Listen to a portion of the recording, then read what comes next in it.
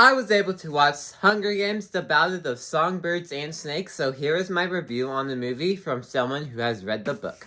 Now, when I first read the book, I did not finish it of how much I did not like that third part, but I was also younger then. I have reread the book before I watched this movie, and it is one of the best books in the series. So, what did I think of the movie? Well, here's everything I liked about it. This is a great adaptation from book to movie. It's just, it captures everything that made this book work and brought it into film. It brought it into this movie genre. Now, the series does a really good job at doing this as a whole, but this book and movie continue to keep that train. And if you have read the book, you will know that the music in the book is very important. So, how did the movie tackle it? Well, it's beautiful. The songs in here are beautifully sung by Rachel Zegler. Her voice, I have not seen her West Side Story, but I will assume it's as good in that as well. But it's beautiful. And it really brings the character to life with the song she sings. Let's talk about Rachel Zegler for a second. She, in this movie, is not her normal voice that we saw in, like, Shazam or, like, her interviews. She has, like, she has an accent on. And it brought the character way more to life. It brought Lucy Gray way more to life just from that accent alone. And she's perfect as Lucy Gray. Now, we can't talk about a prequel for the Hunger Games without talking about Coriolanus Snow. Yes, that is his name. So, Coriolanus Snow, again, this is his movie. This is his prequel. And try not to dive into spoilers.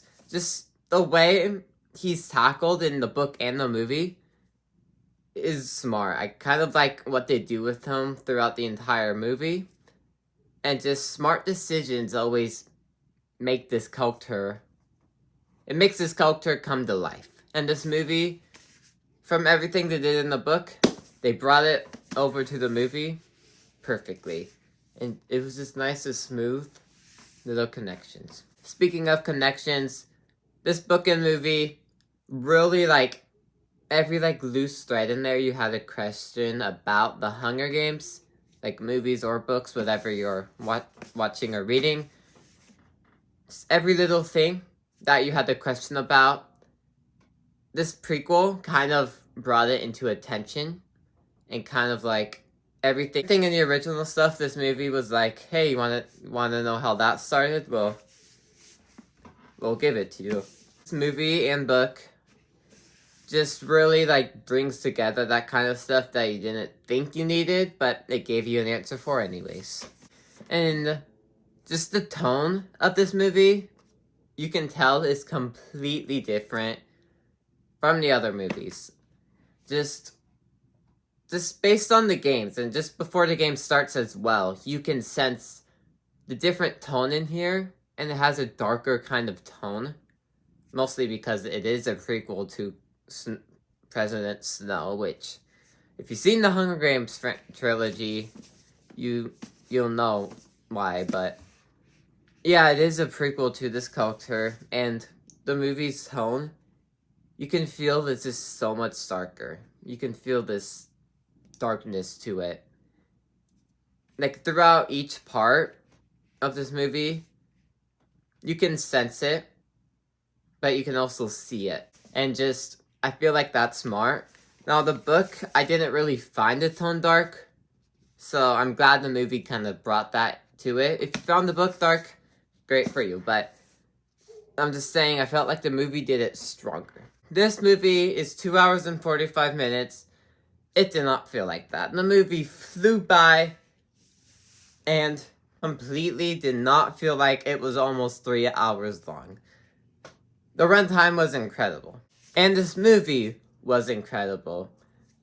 They just brought everything to life with it, and everything just worked, and it really brought everything to life around it. The way this movie handles certain things, as long as the book, just, is perfect. I don't really have words to describe it, but it really works. Before I continue, make sure you guys like and subscribe, comment down below your thoughts, follow my letterboxd called The Color Man Movie, and let's move on to everything I did not like about the movie. And this book is the longest one in the franchise with 517 pages. Now that, again, it is the longest in the franchise. Now, the movie does come to 2 hours and 40 minutes. But this kind of goes for every book to movie adaptation. Everything has this, but I think I have this problem just because I read the book. But I feel like some scenes were rushed. Now, like I said, this is the longest book in the series, but just some things were like completely brushed over that I feel like the movie needed to like explain more. Now, I'm okay with switching scenes around like this movie did, but just some scenes in here I feel like were rushed if you read the book. And if you haven't read the book, I feel like you need to watch the movie again to really understand what that scene was telling you. But if you have read the book, you will understand it. You'll just curious of why they rushed over it. But if you haven't read the book, you're going to be wondering what happened, and then you're going to rewatch the movie. And then you're going to rewatch the movie and hopefully understand it that time. Because I feel like this movie just brushes over some stuff that I feel like they need to take a pause on and take a longer time with. Now, another thing I didn't like, I did mention the runtime. I said the movie flies by, but I feel like first and second part, like I said, flies by. But the third part, which is still good, but I feel like that's where the runtime started to slow down. Not fully, but compared to the first part and the second part's runtime, I felt like the third part's runtime slowed down, and it was different from the first two parts, but it still went by fast. It's just not a comparison to the first and second part.